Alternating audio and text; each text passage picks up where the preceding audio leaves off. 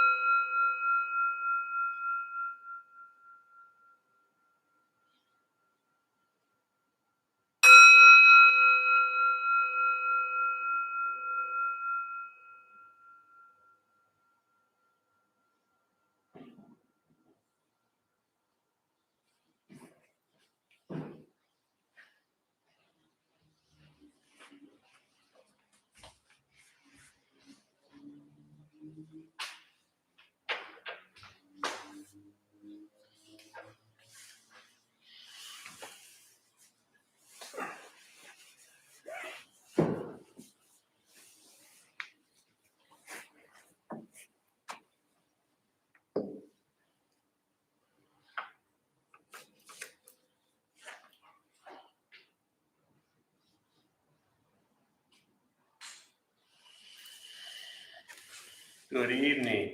Good evening. The brave souls who have come out in the rain in San Diego, which is very rare for us.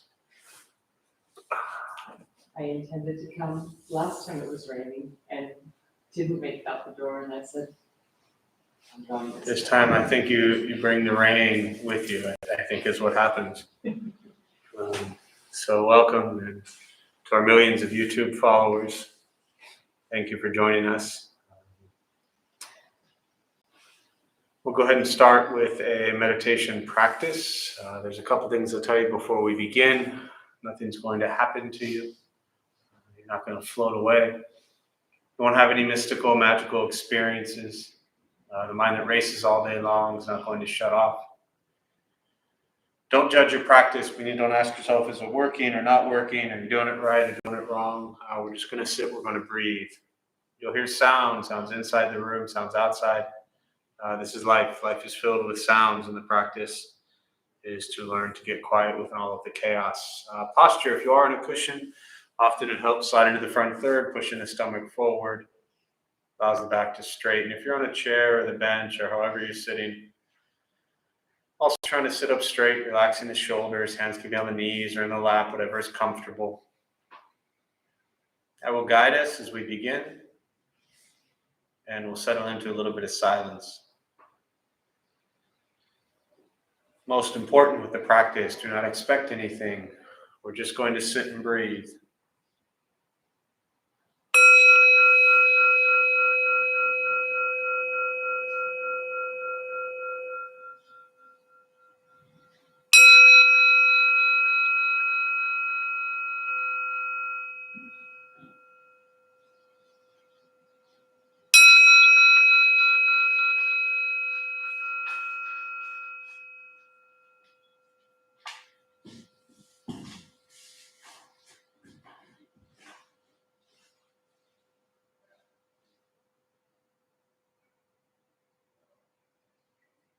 And starting with the eyes closed if comfortable, or slightly open.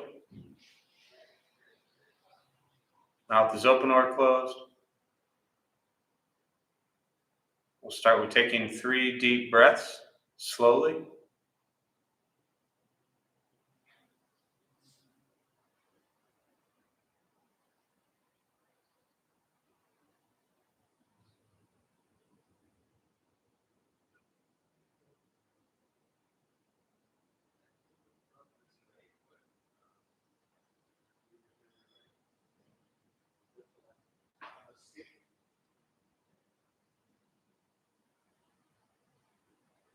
And eventually, settle into a natural rhythm of the breath.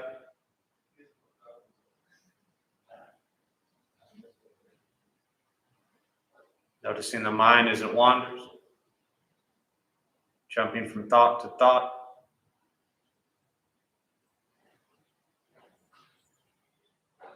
Start with gently guiding the attention, focus to the stomach or chest.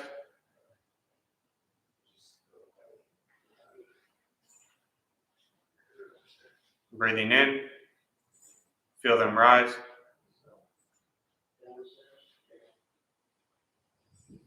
Breathing out, they fall.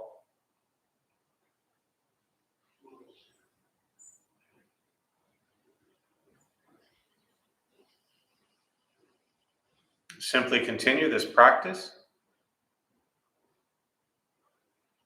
observing sensation of breath,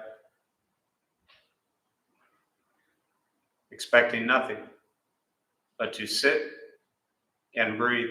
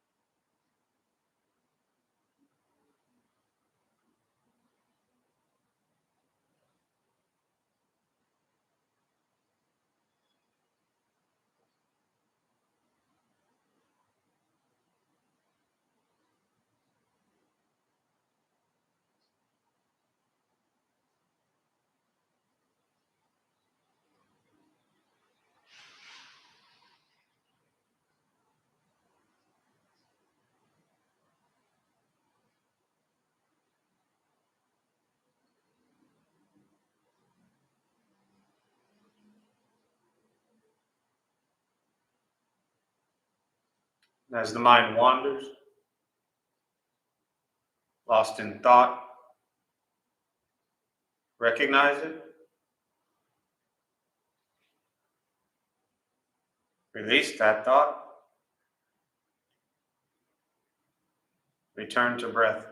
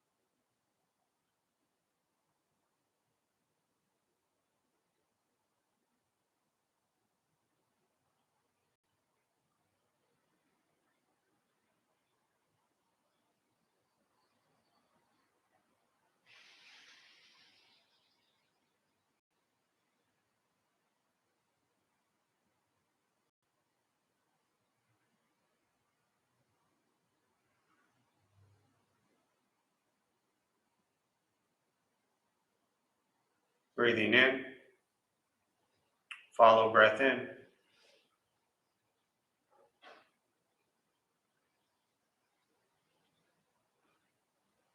Breathing out, follow breath out.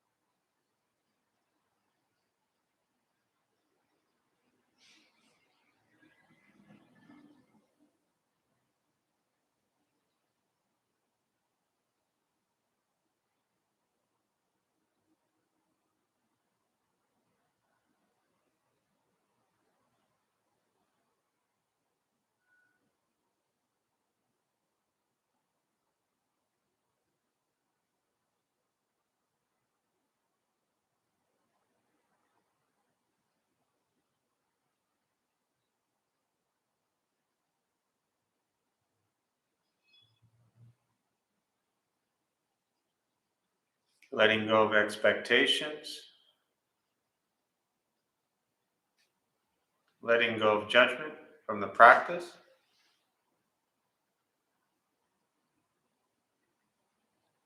Just sitting, breathing.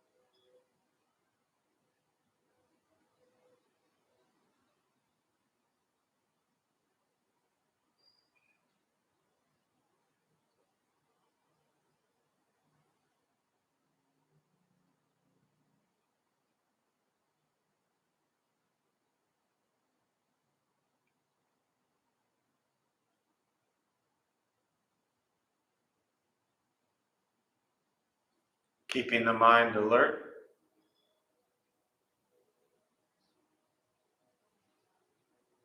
aware of each sound,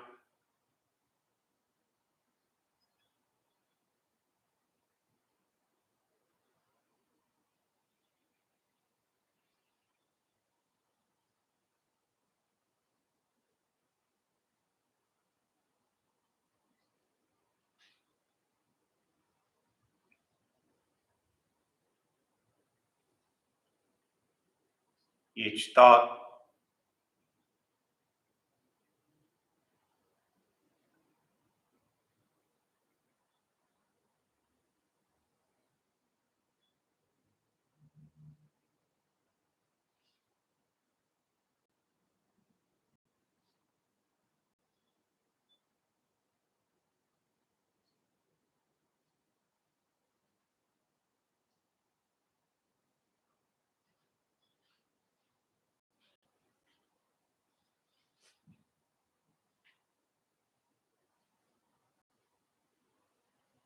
each physical sensation.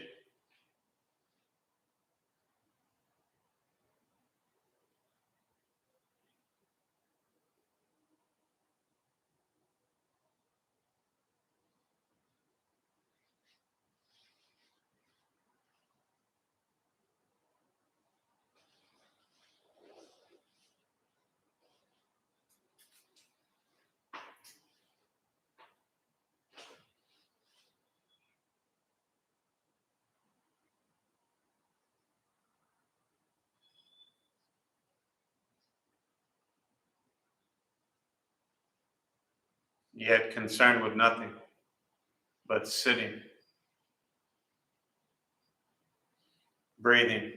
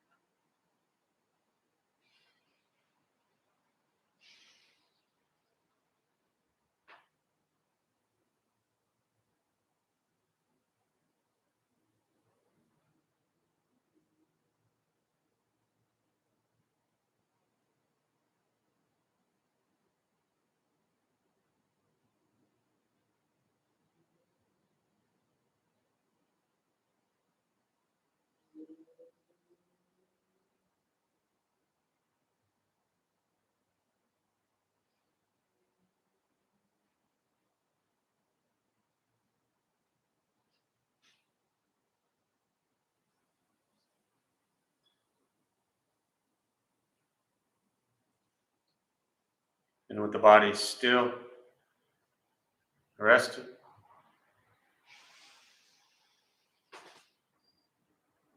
and the speech quiet, aware of all sounds,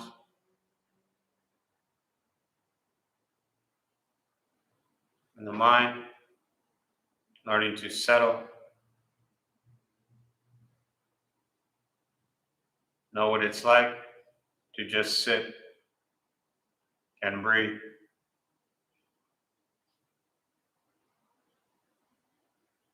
Knowing with each breath, there's nothing else to do.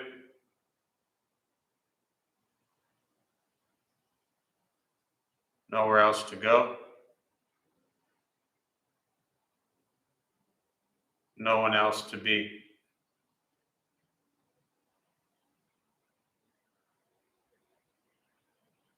Everything beautiful, exactly as it is. Sitting, breathing.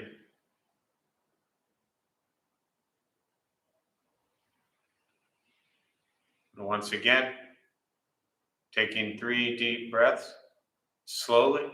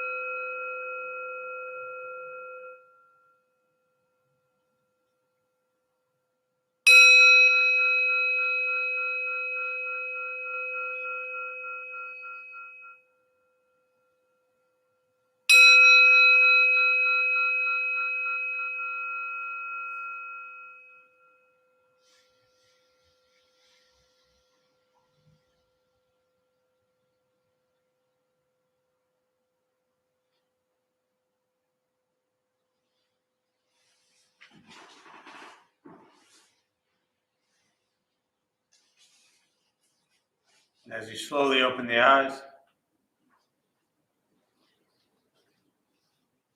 slowly beginning to move.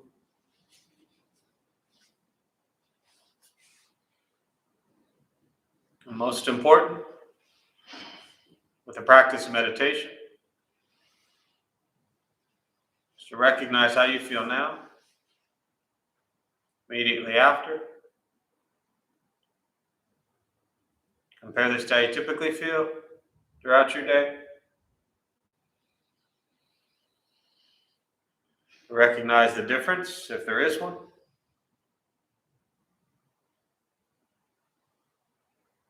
Ask yourselves how you prefer to feel every day for the rest of your life. And realize however you feel now, if it's quiet, calm, and still, or a busy mind, racing mind, whatever you're sitting with at this moment, has nothing to do with anything I said. It's nothing to do with how we sit and hold the hands across the legs. It's nothing to do with the sounds around us or anything else for that matter.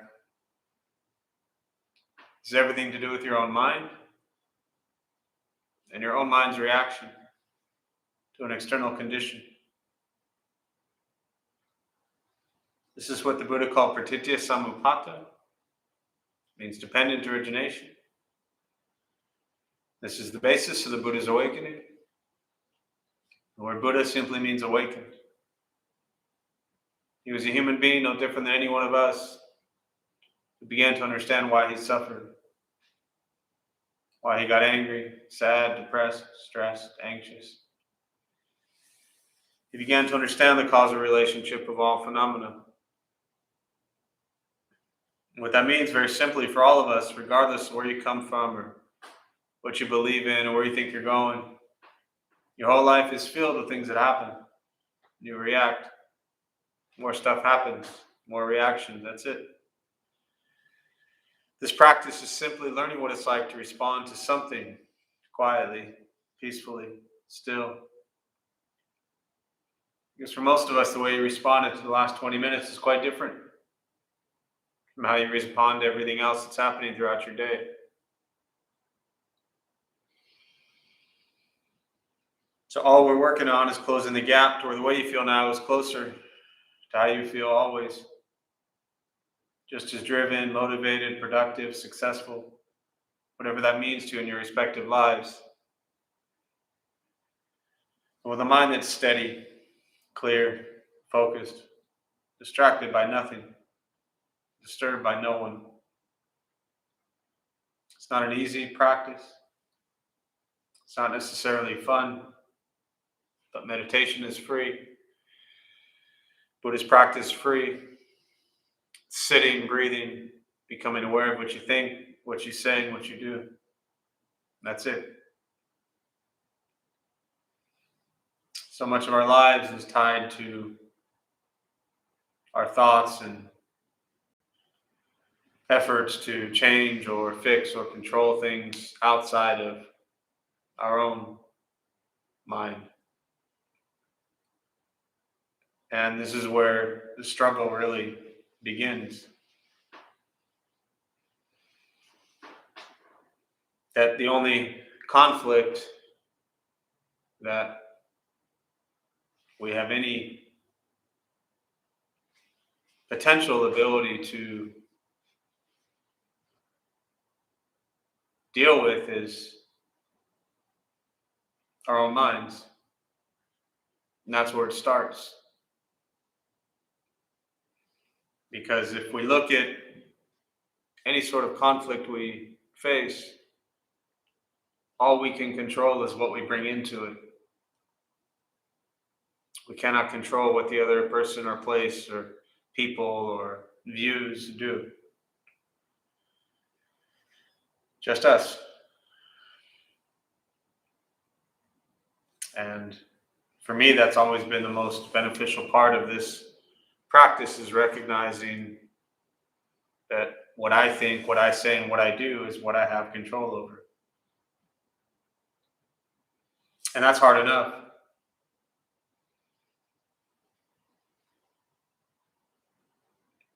It's a practice that requires tremendous amount of patience, and we don't always like to have patience. Often people come into Buddhist practice and they think that it's going to be this thing that's going to quickly fix or change your life. And what you ultimately realize is that it takes a while for this stuff to really settle in. And then the question is, does it seem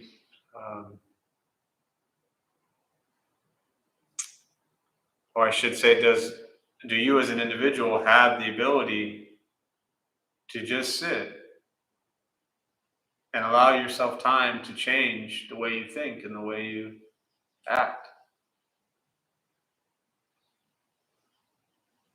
Very often people are driven to meditation or Buddhist practice because of challenges or struggles they're having in their life. And almost always that challenge or struggle has to do with someone or something else. Even if it's not an individual or a personal, say, conflict with someone, it's a situation, something in our life that isn't going how we want it to. And so that tends to lead us to things like this.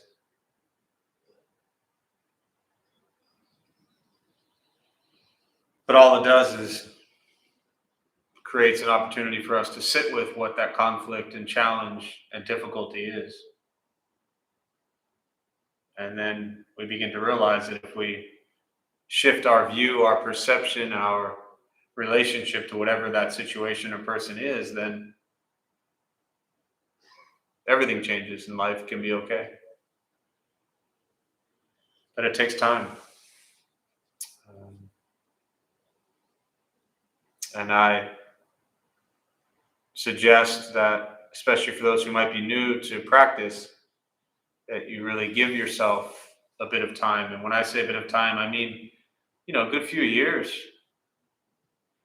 I don't mean 3 months. I don't mean 6 months. I mean, give it 5 years. Because it can take that long. If you've had certain views or thoughts or conditioned patterns or behaviors in your life for many, many years, those don't go away in a couple months. They'll stay for a long time. Without getting into the whole rebirth thing tonight, very often we can come in with consciousness that has been there for a long time. And yet here we are facing it and dealing with it.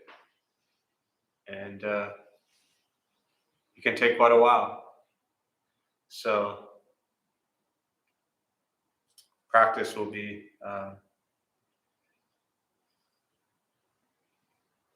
much gentler if you give yourself room and time and patience towards yourself.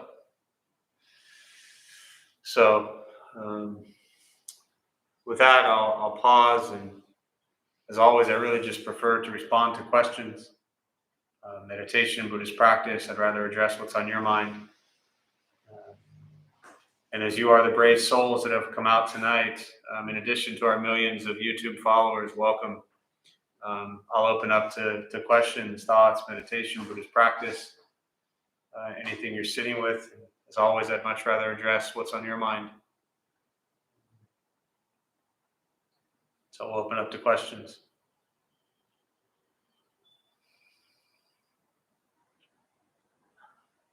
Being my first time here, I guess my concern is if there's any particular etiquette that I should follow that's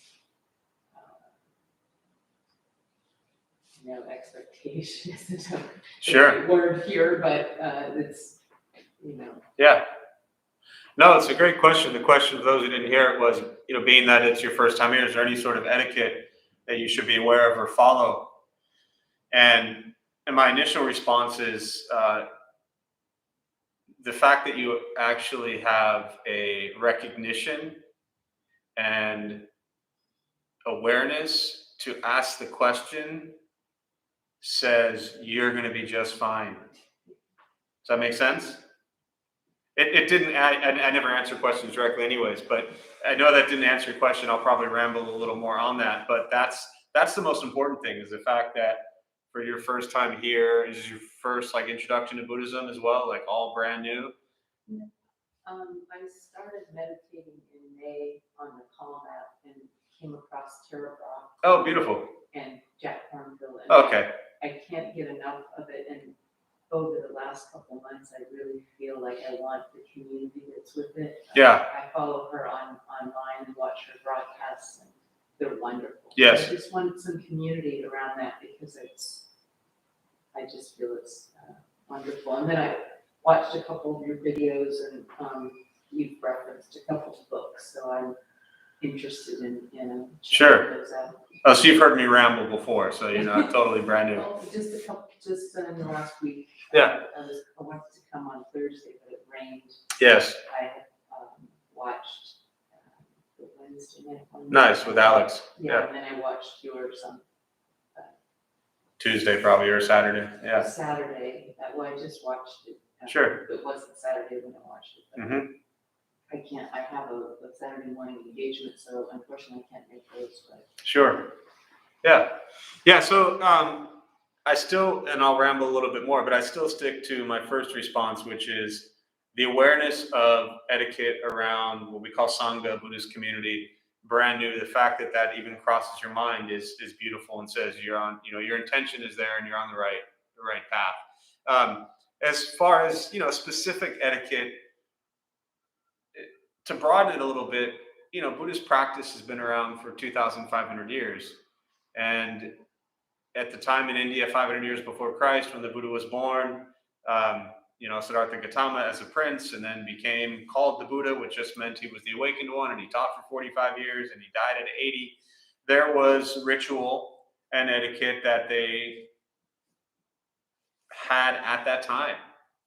And then, 100, 200 years later, as it spreads around India, then it goes south into Thailand, Vietnam, Laos, Cambodia, and you have development of the Jack Kornfield, Tara Brach, Theravadan Buddhist practice, and that has an entire etiquette and ritual of its own. And then 500, 600 years later, it goes into North, China, Japan, Korea, and you get the development of Mahayana Buddhism, which is where Zen is a part of, and that develops its own form and etiquette and all those types of things, right?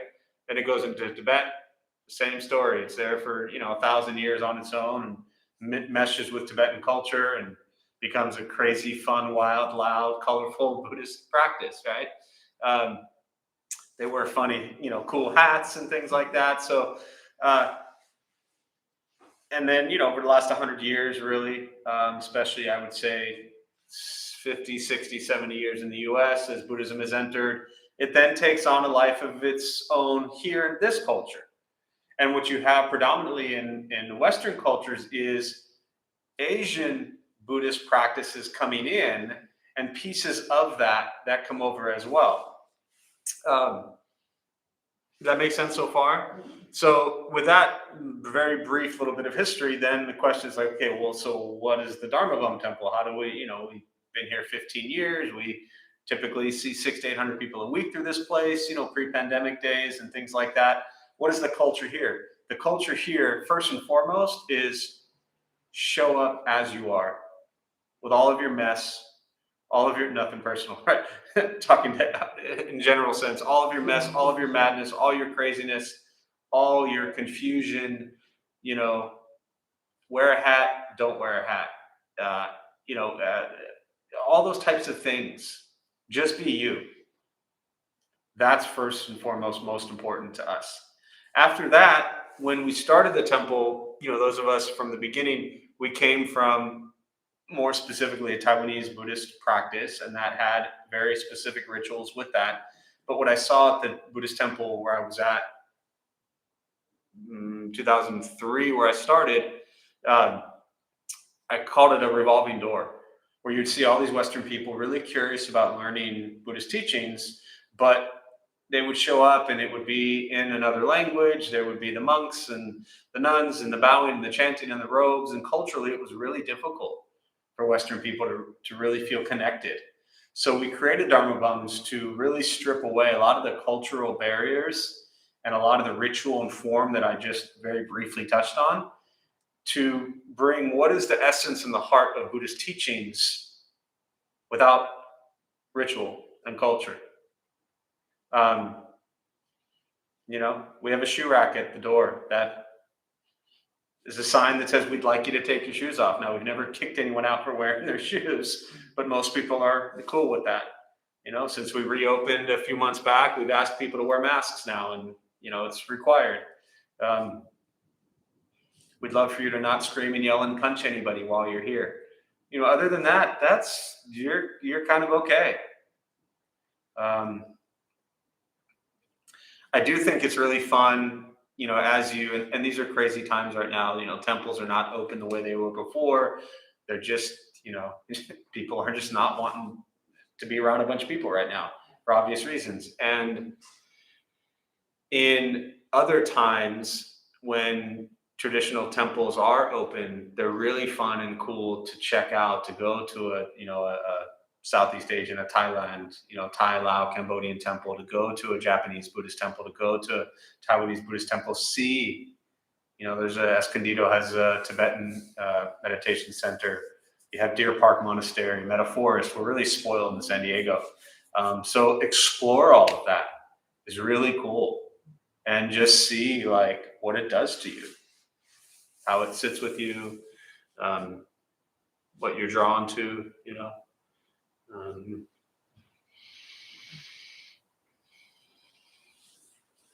yeah. So just some rambling on that. Does that even remotely address your question? Great, thank you. Yeah, for sure.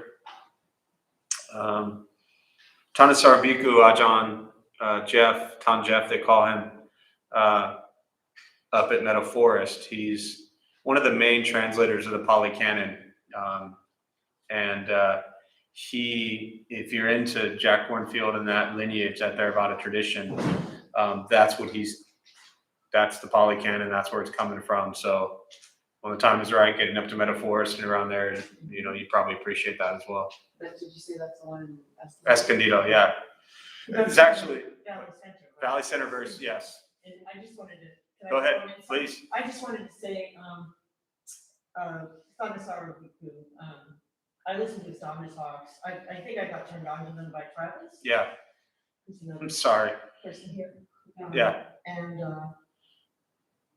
I just, you can get those online and they're really, I think Say it's again the name. really impressive. Well, you can just look up Dharma talks, like Yeah. instead of Dharma, it's Yeah. Dharma. And the monk, his name is Thanissaro Bhikkhu. Hmm. That's Travis back there. That's why I was teasing about when I said I'm sorry. Okay.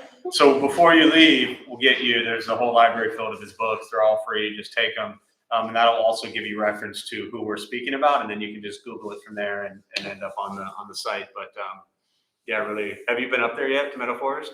I haven't been up there. Yeah, and I mean there you can go up and it's open to some extent, but it's not like it was. So, but it's still really beautiful. Yes, Valley Center. Deer Park is more specifically Escondido, and then I think Lama Samten's place, the Tibetan Center, is also Escondido, but they're all in the same area. Yeah. So. Well, I live close by here, so this is, and I do like the casual, I did read a little bit on the website about it. Yeah. The, It's important because, if you're, one of the things that my master used to say was create conditions where people are comfortable. Because if you're not comfortable, you don't want to do anything. And when it comes to learning about Buddhist teachings, there's a comfort level that must exist within oneself, physically, mentally, and emotionally, to be able to then sit comfortably, to listen, to hear the Dharma, to allow it to absorb and become a part of you. And so that comfort level, for me at least, I've always translated as physically, mentally, emotionally comfortable. Think about when you go anywhere in your life, right? If you're uncomfortable, then you begin to close off a bit. And learning about Buddhist teachings and the Dharma is to me the same way.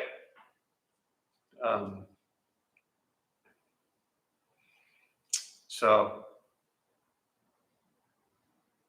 yeah, the cold we just have to deal with.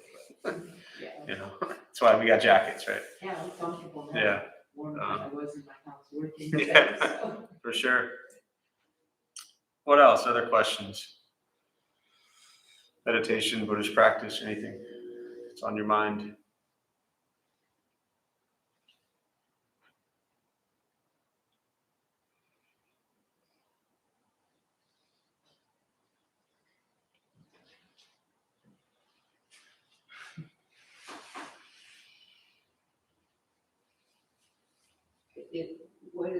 I was trying to figure out what the difference between Tuesday evening and a Thursday evening is, or if it's essentially the same. They're all different in a sense. Even every Tuesday would be different. Every Wednesday would be different. Every Thursday would be different. The only thing that's consistent typically, other than once or twice over the last 15 years, is the person that leads the classes. So I do the Tuesday night, Alex does the Metta Loving Kindness on Wednesday, and Travis does the Dharma Bum Basics on Thursday. And for me, one of the beautiful things about that is that we are all so different. And so everyone who's always led here over the years, regardless of what class it was that, leads for quite a while, is that we're all just practitioners. And so the approach, very different from a Jack Kornfield or Tara Brach or, Thanissaro Bhikkhu, is that those are teachers. They're there to teach the Dharma. They take students. They've fallen directly into kind of the Buddhist lineage of having a very direct master, direct trainer, they're disciples of, and they have been authorized to teach. We don't go anywhere near that. And so it's really more the principles of, self-compassion, compassion for others, and kindness, and also mindfulness. I think that I'm interested in. Definitely. Furthering my own commitment to that in a little bit more of a formal way, but also having community with others that are super important. So, yeah, that, as I'm sure you've come across, but that, the Buddhist teachings on the Triple Gem, it's the Buddha, the Dharma, and the Sangha, and the community. And, we take refuge at the beginning in the Buddha as a reminder that the respect and admiration and appreciation for the Buddha himself is there. But when you take refuge in the Buddha, you're really taking refuge in what's called bodhicitta, or Buddha nature. And that is that we are all enlightened beings already. That's what the Buddha taught, that we all have bodhicitta, Buddha nature, the same thing the Buddha had. He was human, he ate, he slept, he went to the bathroom, no different than any of us. And so we take refuge, we find safety, comfort, protection in that. If this one individual could awaken and figure out how to end his suffering, then that's very motivating and hopefully inspiring to us to realize that we too can, I don't like to look at end suffering, but we can minimize it, we can reduce it, we can decrease it. And I think that's really phenomenal. The second one is taking refuge in the Dharma, which is the teachings. The Dharma is often described as ultimate truth, but in a very practical sense, it's what did the Buddha teach? What are the teachings? And there's an expression or teaching that says there's 84,000 paths to awakening. So a lot of different practices within Buddhism and the different cultures and traditions. And ultimate truth, if you look at it from that lens, is to understand that there's our perception of reality, and then there's what reality actually is. And our perception of reality and ultimate reality are two different things. And we are really confined and stuck in our perception of reality. And those views that we stick to so intensely, that we're just so scared or afraid or whatever it is to break free from, are the things that actually keep us stuck in samsara, in dukkha, in suffering. So the practice is to begin to loosen some of those views to where we can perceive maybe not ultimate reality anytime soon, but perceive the ignorance that we are carrying in our views. And that's also a tough one, because we don't like to roam around all day thinking that, like, wow, my views are ignorant. But that's in essence what the practice is about, is waking up to your own ignorant views of reality. And then the third one, which is really what you're asking about, the Sangha, the community, is so important on many levels. But for me, it's always been an accountability thing, that when you have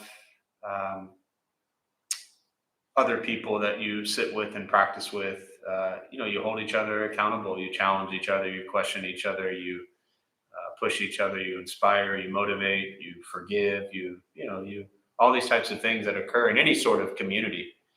And in Buddhist communities, people often think that, and I'll just caution you on this, they often think that, if you sit in a room of 50 people in a meditation class, that you're surrounded by a bunch of like-minded people. You're not. None of the minds are alike. They're all different. But you're sitting typically with people whose intention is similar to yours. Making an effort. And that is really, really beneficial when it comes to Sangha, to community. is being with others who have a similar intention, because then you feed off of that as well. You know? So, other thoughts or questions? Just us tonight, so fire away.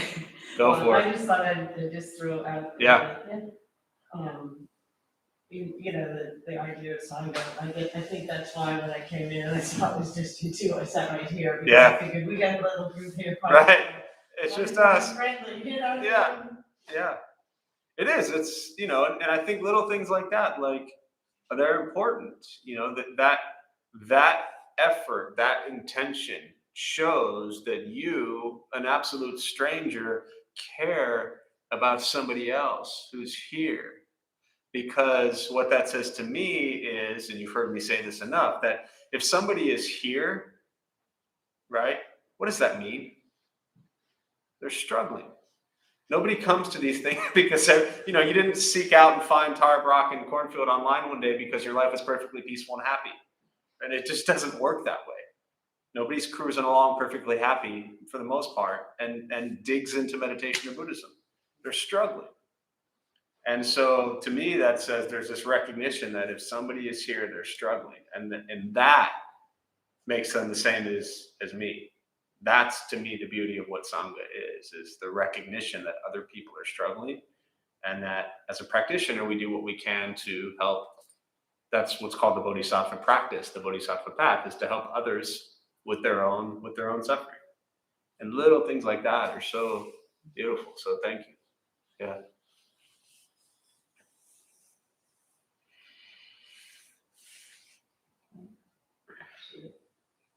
Anything else?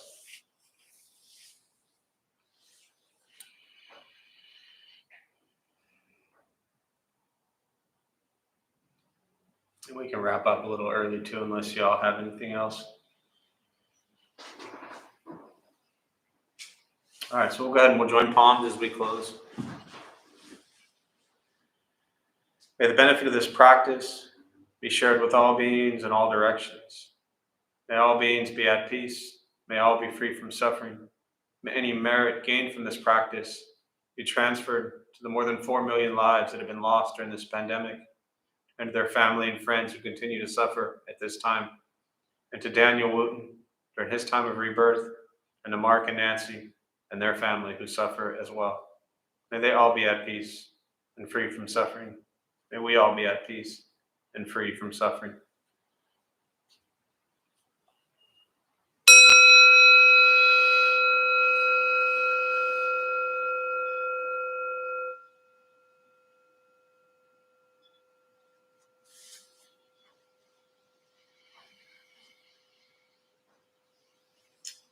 So just a few quick announcements before you head out. Thanks for being here. My name is Jeff. I'm a Dharma bum. We opened up this temple nearly 15 years ago to introduce Buddhist practice to local folks. Those of us who lead, as I alluded to, we're not monks, we're not nuns, we're not gurus, we're not masters, we're not teachers, we're not looking for students. We're just practitioners. We do our best to take our understanding of Buddhist teachings and put it into terms that hopefully make sense to those who show up. So again, as I mentioned earlier, just about every night we have different classes going on. After being closed for 16 months, we've opened up a very limited schedule, but it's just nice to be back in person again. So Tuesday, Wednesday, Thursday nights and Saturday mornings. And then Recovery Sangha meets Tuesday nights downstairs as well, and Sunday mornings.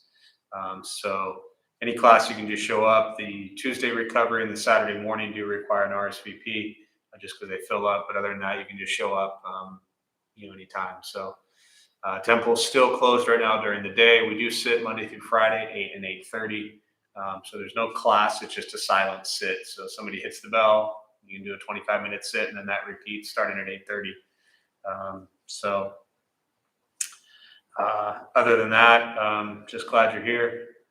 Appreciate you showing up, and again, being brave in this San Diego. It's like 50 degrees and rains for 3 hours, and everybody thinks it's like the world is ending. So right, exactly. So appreciate you being here. Drive safe, however you got here. Be well, and we'll see you soon. Thank you. Thank you. I'm Renee. You offered your name, so. Yeah, Arena. Hi, pleasure to meet you. Thank you.